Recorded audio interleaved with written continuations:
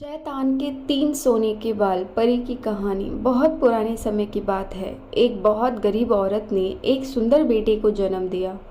उस बच्चे के हाथ पर नीले रंग का एक बड़ा सा दाग था जो पंडितों के अनुसार उसे भाग्यवान बना रहा था।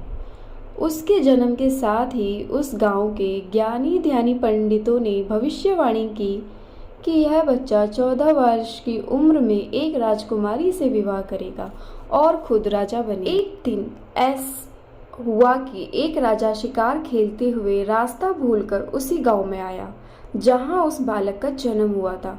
गांव वालों ने उस राजा को नहीं पहचाना क्योंकि उन लोगों ने कभी उसे देखा ही नहीं था। गांव के एक बूढ़े ने बातों बातों में राजा को बताया कि कुछ दिनों पहले उनके गांव में एक ऐसा बच्चा पैदा हुआ है जो 14 साल की उम्र में उस राज्य के राजा की लड़की से विवाह करेगा।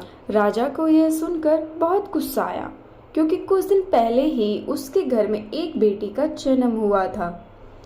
राजा वैसे भी बहुत ही घमंडी और कठोर हृदय वाला व्यक्ति था।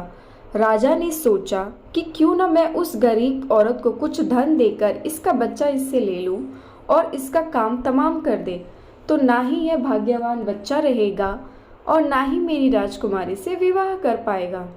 वह गांव के उस बूढ़े से बोला, बाबा तुम मुझे उस औरत के पास ले चलो, वह उस बच्चे को ठीक ढंग से नहीं पाल पाएगी, मैं उस बच्चे को अच्छे ढंग से पालकर बड़ा करूंगा। बूढ़ा उस राजा को उस भाग्यवान बच्चे की माँ के पास ले गया। राजा ने उससे अपना बच्चा देने की विनती की और बोला, तुम बहुत गरीब हो, मैं इस बच्चे को कैसे पाल सकूंगी? यह बच्चा मुझे दे दो, मैं इसे बहुत अच्छी तरह पालूंगा। वह गरीब औरत ने उसे अपना बच्चा देने से इनकार करती रही। तब राजा ने उसे बहुत सा धन दिया और बोला, इस धन से तुम अपना पेट पालना और जब यह तुम्हारा भाग्यवान बेटा बड़ा हो जाएगा तो खुद ही तुम्हारे पास आ जाएगा।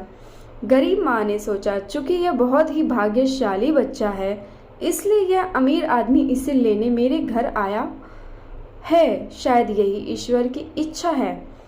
बहुत सोच विचार के बाद उस गरीब औरत ने अपना बच्चा राजा को दे दिया। राजा ने उस बच्चे के लिए एक लकड़ी का संदूक खरीदा और उस संदूक में डालकर बहते हुए पानी में छोड़ दिया। उसने सोचा कि दम घुटने से बच्चा इस संदूक के अंदर ही मर जाएगा। वह यह सोचकर मन ही मन बहुत खुश हो रहा था कि उसने अपनी प्यारी सी बेटी को उस अनचाहे पति से बचा लिया। मारने वाले से बचाने वाला बड़ा होता है, यही उस बच्चे के साथ भी हुआ। वह लकड़ी का संदूक बहते बहते एक पंचक्की में जाकर अटक गया।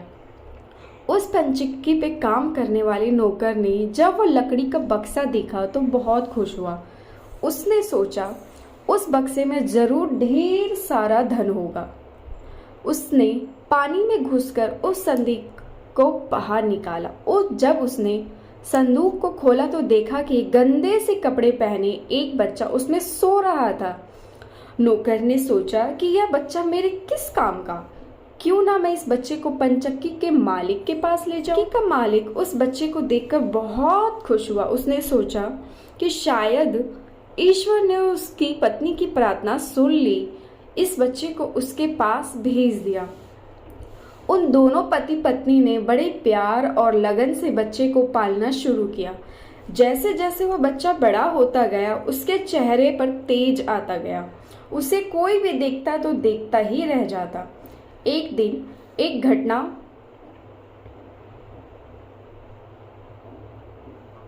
जिसने उस बच्चे के जन्म के समय की भविष्यवाणी को सच्चा सिद्ध कर दिया। राजा किसी काम से उसी रास्ते से बाहर जा रहा था जिस रास्ते पर वह पंचक्की थी। रास्ते में अचानक बहुत बड़ा तूफान आया तो राजा को उसी पंचक्की के पास रुकना पड़ा। राजा ने उस सुंदर से युवक को दुकान पर बैठे देखा तो उस पंचक्की के मालिक से पूछा, क्या यह तुम्हारा बेटा है? यह तो बहुत ही सुंदर है। चक्की का मालिक बोला, यह मेरा बेटा ही है क्योंकि हमने ही इसे पाल पोस कर बड़ा किया है। आज से करीब 14 साल पहले यह बच्चा हमें एक लकड़ी के संदूक में मिला था। राजा को अपनी पुरानी एकदम बातें ताज़ा हो गई। उसे चक्की के मालिक की बात सुनकर बहुत आश्चर्य हुआ कि वह बच्चा जिसे वह अब तक मरा हुआ समझ रहा था अभी तक जिंदा है। उसने उस लकड़ी को खत्म करने की तरकीब फिर सोची। वह पनचक्की के मालिक से बोला, क्या आप इस लड़के को मेरा एक काम करने की आज्ञा दे सकते हैं?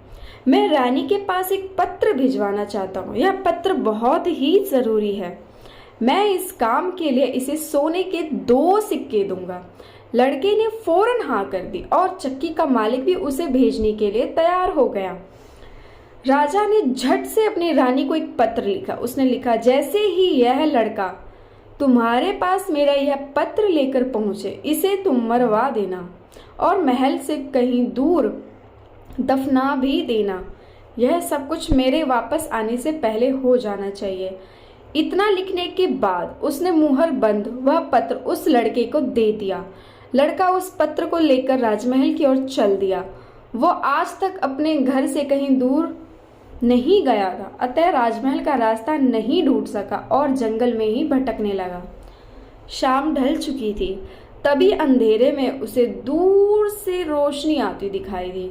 वह दौड़कर उस रोशनी की तरफ गया तो देखा कि वहां पर एक छोटा सा कच्चा घर था। उस घर में कोई दरवाजा नहीं था।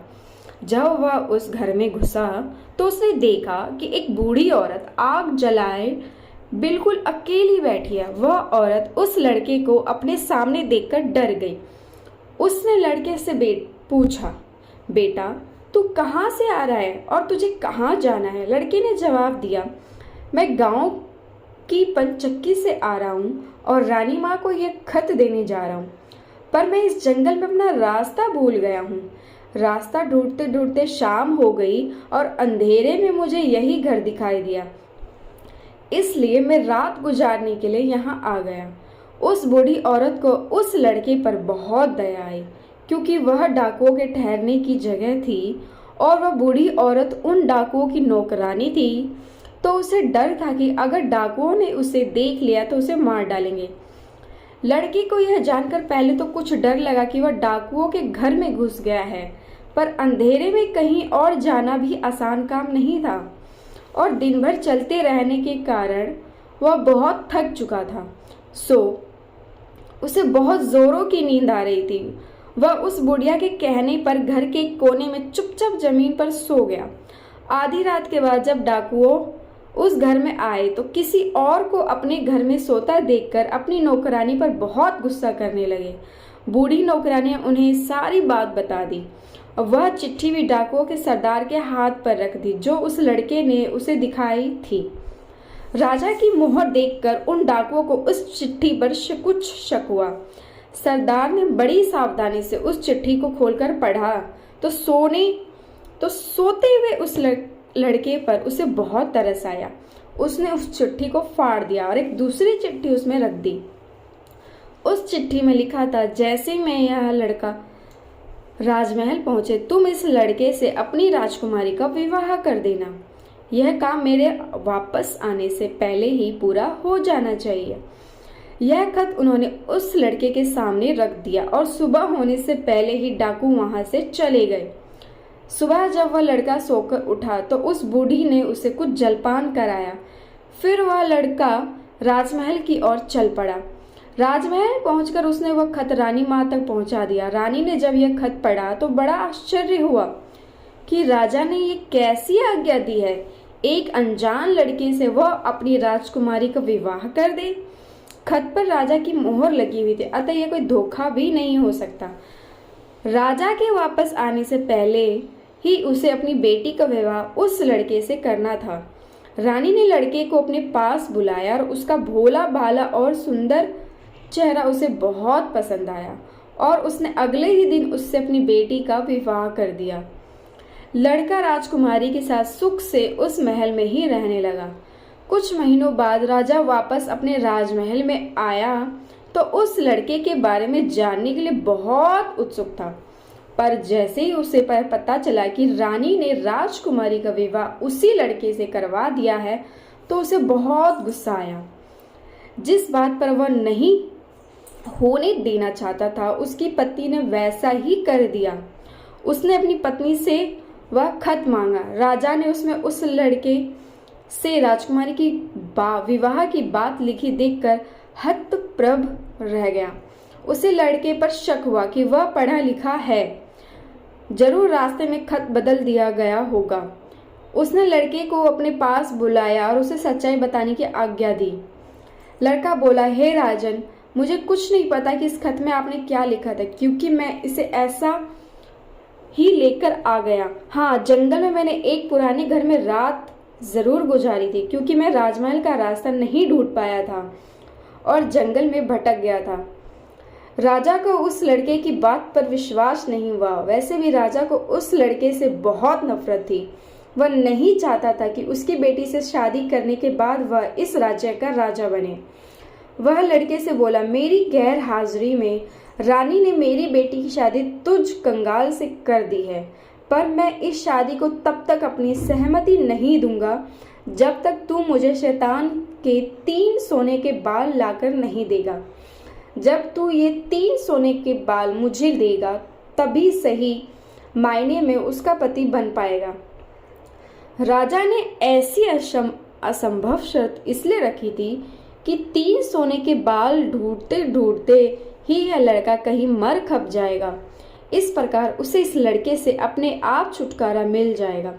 अब लड़के के आगे राजा की आज्ञा का पालन करना के अलावा और कोई रास्ता नहीं था, क्योंकि अगर वह राजा की आज्ञा का उल्लंघन करेगा तो भी राजा उसे मरवा देगा। इससे अच्छा है कि बाहर जाकर ढूंढने पर शायद वह 3 सोने के बाल लाने में सफल हो जाए। वह अगले दिन मुंह अंधेरे ही शैतान के सोने के बाल ढूंढने निकल पड़ा। चलते चलते वह एक बड़े शहर में पहुंचा। शहर की सीमा पर एक बड़ा सा गेट था, जिस पर हथियार बंद सिपाही पहरा दे रहे थे। सिपाही ने उस लड़के से पूछा, यहाँ तुम्हारा क्या काम? क्या तुम कुछ समझते और जानते हो? लड़का बोला, मैं सब कुछ समझता और जानता हूँ। सिपाही बोला, अगर तुम सब कुछ जानते हो तो हम पर भी एक मेहरबानी करो। हमें भी बताओ कि शहर की सीमा पर ये जो कुआं है, पहले इससे मीठा पानी निकलता था, पर अब इसमें पानी ही नहीं है, यह सूख गया है। क्यों? लड़का बोला, अभी तुम थोड़ा सब्र करो, जब मैं अपना काम खत्म करके वापस आऊंगा तो तुम्हें बताऊंगा। इतना कहकर वह गेट से निकलकर आगे गया। उसके बाद वह दूसरे शहर के बड़े से गेट के पास गया तो वहां भी हथियार बंद सिपाही पहरा दे रहा था। उस सिपाही ने उस लड़के से पहले वाले सिपाही जैसा सवाल पूछा तो लड़के ने उससे भी वही जवाब दिया। सिपाही बोला, अगर तुम सब कुछ समझते और जानते हो तो कृपा करके मुझे इतना बताओ कि इस शहर की सीमा पर जो सेब का पेड़ लगा है, उसमें पहले सोने के सेब लगते थे, पर अब यह पूरी तरह सूख गया है। अब इसमें पत्तियां भी नहीं लगती, ऐसा क्यों? लड़का बोला, थोड़ा इंतजार करो, अपना काम पूरा करके आने पर मैं इसका जवाब तुम्हें बताऊंगा। इतना कहकर वह आगे चल दिया और चलते चलते तीसरे शहर की सीमा पर पहुंचा तो वहां पर एक बड़ी सी नदी थी, जिसमें एक छोटी सी नाव और एक नाविक उस पर बैठा था। नाविक ने उससे पूछा, तुम यहाँ क्यों आए हो और यहाँ के बारे में क्या समझते जानते हो? लड़का बोला, मैं सब कुछ जानता हूँ। नाविक बोला, अगर तुम सब कुछ समझते और जानते हो तो कृपया करके मुझे बताओ कि आने जाने के इस काम से मुझे छुटकारा कैसे मिलेगा? लड़का बोला, इस सवाल का जवाब मेरे वापस आने पर तुम्हें जरूर मिलेगा। पहले तुम मुझे नदी पार करवाओ। नाविक ने उसे अपनी नाव पर बिठाकर दूसरे किनारे पर छोड़ दिया।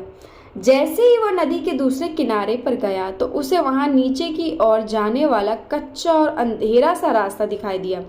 वह उसी रास्ते पर चल पड़ा। काफी नीचे पहुंचने पर उसे एक बूढ़ी औरत आंगन में बैठी हुई दिखाई पड़ी। जैसे ही उसने उस घर में प्रवेश किया तो उस बूढ़ी औरत ने उससे पूछा, अरे बच्चे, तू कौन है और यहाँ पर क्यों आया है? तुझे पता नहीं है कि यहाँ पर शैतान रहता है? लड़का बोला, मैं ठीक जगह पर आ गया हूँ। अब तुम मेरी सहायता करो, मुझे शैतान के सिर के 3 सोने के बाल चाहिए, नहीं तो मुझे मेरी पत्नी वापस नहीं मिलेगी। बूढ़ी औरत बोली, बेटा यह तो तेरी बहुत बड़ी मांग है, इसे पूरा करना इतना आसान नहीं है। जब राक्षस घर वापस आकर तुझे यहाँ देखेगा तो कच्चा ही चबा जाएगा, इसलिए तुझे मुझे ही तेरी रक्षा करनी पड़ेगी। उस बूढ़ी औरत को लड़के पर तरस आ गया। उसने चीटा बनाकर उसे अपने स्कर्ट की चुन्नटों में छुपा लिया। लड़का बोला, बूढ़ी माँ, मुझे आपसे 3 सवालों के जवाब भी पूछने हैं। पहला सवाल है, एक कुआं जिसमें से पहले शरबत की तरह मीठा पानी निकलता था, आजकल क्यों सूख गया है? दूसरा सवाल है कि एक सेब का पेड़ जिसपे पहले सोने के सेब लगते थे, अब उस पर पत्ते भी नहीं लगते, वह पेड़ क्यों सूख गया है? तीसरा सवाल कि एक नाविक को क्यों हमेशा इधर से उधर जाना पड़ता है, उसे इससे छुटकारा क्यों नहीं मिलता? बूढ़ी धाई माँ बोली, ये तीनों बड़े कठिन सवाल हैं। इस सवालों के जवाब भी हमें राक्षस से ही मिल सकते हैं। मैं तेरे लिए यह कोशिश भी जरूर करूंगी, पर अब तू चुपचाप छुप जा, नहीं तो जिंदा नहीं बच सकता। शाम को राक्षस घर पहुंचा। अंदर घुसते ही उसने शोर मचाना शुरू कर दिया। मुझे अपने घर में किसी मनुष्य की गंध आ रही है, आज जरूर कुछ गड़बड़ है। यहाँ कौन आदमी आया था? इतना कहकर उसने पूरे घर में झांक कर देखा, पर उसे कोई भी मनुष्य नहीं मिला। उसकी धाई माँ उस पर गुस्सा करने लगी और बोली, अभी कुछ देर पहले ही मैंने पूरा घर साफ किया है, मुझे तो यहाँ कोई मनुष्य नहीं दिखाई दिया। लगता है तेरी नाक में ही मानस गंध घुस गई है। चुपचाप आराम से बैठ और भोजन कर। राक्षस को जब कोई मनुष्य नहीं मिला तो उसे अपनी धाई माँ की बात पर विश्वास करना पड़ा। वह चुपचाप खाना खाकर वही जमीन पर बिछी हुई बड़ी सी चटाई पर लेट गया। लेटते ही उसे नींद आ गई। उसकी धाई माँ ने आज उसके पास बिछी हुई दूसरी चटाई पर लेट गई, क्योंकि आज उसे उस राक्षसों के बालों से उसके सोने के 3 बाल तोड़ने थे। जब राक्षस नींद से जोर जोर से खर्राटे लेने लगा,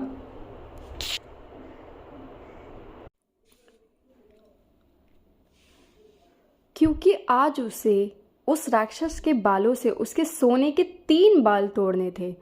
जब राक्षस नींद में जोर जोर से खर्राटे लेने लगा तो धाई माँ ने उससे उसके सिर से सोने का 1 बाल उखाड़ लिया। राक्षस दर्द से करा उठा, बोला, ओ माँ, तू यह क्या कर रही है? मेरे बाल क्यों खींच रही है? धाई माँ बोली, बेटा मैंने अभी भयंकर सपना देखा तो डर के मारे तेरे सारे बाल ऐसा कौन सा सपना था जिससे तू इतना डर गई? बूढ़ी धाई माँ बोली, मैंने सपने में देखा कि बाजार वाला कुआं जिससे शरबत निकलता था अब सूखा पड़ा है, इसमें किसका कसूर है? राक्षस बोला, इसे सिवाय मेरे कोई नहीं जानता। उस कुएं के नीचे एक बड़ा सा पत्थर है और उसी पत्थर के नीचे एक बड़ा सा मेंढक रहता है। अगर उस बड़े से मेंढक को मार दिया जाए तो उस कुएं से फिर से शरबत निकलना शुरू हो जाएगा। इतना कहकर राक्षस फिर से जोर जोर से खर्राटे भरने लगा। धाई माँ को जब यह विश्वास हो गया कि राक्षस पूरी तरह से सो गया है तो उसने उसके सिर से सोने के दूसरे बाल को उखाड़ लिया। राक्षस फिर जोर से चीखा, ओ माँ, यह तू क्या कर रही है? धाई माँ बोली, बेटा बुरा मत मान, मैंने फिर से एक अजीब सा सपना देखा था, तभी डर के मारे तेरे बाल मेरे हाथ में आ गए। राक्षस ने पूछा, ऐसा कैसा सपना था जिससे तू इतना डर गई थी? बूढ़ी माँ बोली, मैंने सपने में देखा कि उस राजा की सीमा पर जो सेब का एक पेड़ है जिस पर पहले सोने के सेब लगते थे अब सूख गया है। इसके सूखने का क्या कारण है? राक्षस बोला, इस पेड़ की जड़ में एक चूहा रहता है जो उसकी जड़ों को काटता रहता है। अगर उस चूहे को मार दिया जाए तो वह पेड़ फिर से सोने के सेब देने लगेगा। पर अब तू मुझे अपने सपनों से परेशान मत कर, मुझे चैन से सोने दे। इतना कहकर थोड़ी देर बाद वह राक्षस फिर से जोर जोर से खर्राटे लेने लगा। जैसे ही बूढ़ी माँ को लगा कि राक्षस सचमुच सो गया है, उसने तीसरी बार सोने का बाल उखाड़ लिया। अब तो राक्षस गुस्से से आग बबूला हो गया और धाई माँ को खरी खोटी सुनाने लगा। धाई माँ उसे शांत करने की कोशिश करने लगी, फिर बड़े प्यार से बोली, बेटा मैं इन अजीब अजीब सपनों का क्या करूं? अभी अभी मैंने फिर से एक अजीब सपना देखा। राक्षस बोला, ऐसा कौन सा सपना देखा, जल्दी कह, मुझे जोर से नींद आ रही है। बूढ़ी माँ बोली, मैंने सपने में देखा कि मुझसे एक नाविक शिकायत कर रहा था कि उसे हर समय इधर से उधर जाना पड़ता है, उसे इससे छुटकारा क्यों नहीं मिलता, इसमें उसका क्या कसूर है? राक्षस बोला, वह नाविक मूर्ख है। जिस दिन वह किसी और आदमी के हाथ में अपना चप्पू दे देगा, उसे हर रोज के आने जाने से छुटकारा मिल जाएगा। इतना कहकर राक्षस फिर से अपनी चटाई पर लेट गया और खराटे लेने लगा। अब धाई माँ ने उस लड़के को अपनी स्कर्ट से निकाला और उसे 3 सोने के बाल देकर बोली, अपने तीनों सवाल के जवाब तो तू सुन ही चुका है, अब ये ले 3 बाल और तुरंत यहाँ से भाग जा। लड़के को असली रूप में करने के बाद धाई माँ ने झटपट उसे घर से बाहर निकाल दिया। लड़के ने हृदय से उसको धन्यवाद दिया और अपने ससुर के राज्य की ओर चल पड़ा। रास्ते में उसे फिर वही नाविक और पहरा देते हुए दोनों सिपाही मिले। नाविक ने जब उसे दूसरी ओर उतारा तो वह लड़का बोला, तुम अपना यह चप्पू किसी और के हाथ में दे देना, तभी तुम्हें इस रोज रोज के आने जाने से छुटकारा मिल जाएगा। जब सिपाही को उसके प्रश्न का उत्तर बताया तो उसने बहुत सा धन एक गधे पर लादकर उस लड़के को इनाम के रूप में दे दिया। वह उस धन से लदे हुए गधे को लेकर जब पहले सिपाही के पास पहुंचा तो उसे भी उसके प्रश्न का उत्तर बताया। उस सिपाही ने भी बहुत सा धन एक गधे पर लाद कर उसको इनाम दिया। अब वह सोने के 3 बाल और 2 गधों पर ढेर सारा धन लेकर अपने ससुर के पास पहुंचा तो उसे देखकर राजा हैरान रह गया। बोला, बाल और धन से भरे हुए 2 गधों को देखकर राजा ने उससे पूछा, तुम्हें यह इतना सारा ढेर धन कहाँ से मिला? लड़का बोला, मैं नदी के उस पार गया था, वहाँ मुझे बहुत सारा धन मिला, उसमें से कुछ धन मैं अपने साथ ले आया। राजा को लालच आ गया। वह लड़के से बोला, क्या मैं भी नदी के उस पार से तुम्हारी तरह कुछ धन ला सकता हूँ? लड़का बोला, क्यों नहीं, उस नदी में नाव पर एक नाविक बैठा है जो अपनी नाव से आपको उस पार ले जाएगा, पर आप उससे लेकर नाव को खुद चलाएंगे तो नदी की दूसरी ओर पहुंचकर ढेर सारा धन ले आएंगे। लालची राजा इतना सुनकर नदी की ओर चल पड़ा। वहां सचमुच ही एक छोटी सी नाव पर एक नाविक बैठा था। राजा उस नाविक के पास गया और उसके हाथ से उसका चप्पू लेकर खुद नाव चलाने लगा। अब उस नाविक को राजा के आने जाने से छुटकारा मिल गया और राजा को उस नाविक की जगह हर समय नाव पर